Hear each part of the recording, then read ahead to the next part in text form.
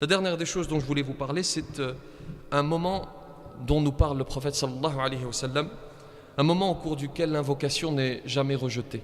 Et il est important de le connaître, ce moment, et de partager cela avec vos familles. Et vous allez comprendre pourquoi nous délaissons parfois ce moment. Le prophète sallallahu alayhi wa sallam dit dans un hadith: Inna lis-sa'imi 'inda fitrihi da'watan la turad.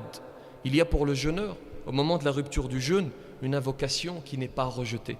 Vous voyez ce moment au cours duquel notre esprit est occupé par les mets qu'il y a sur la table.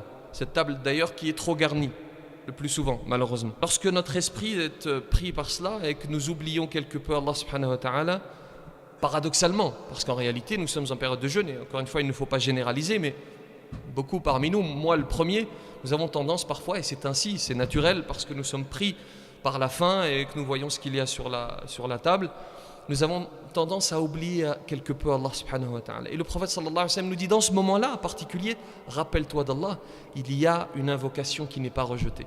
Et nos érudits nous expliquent que ce moment, au cours duquel elle n'est pas rejetée, cette invocation, c'est quelques instants avant et quelques instants après la rupture du jeûne, lever les mains au ciel et demander à Allah subhanahu wa ta'ala.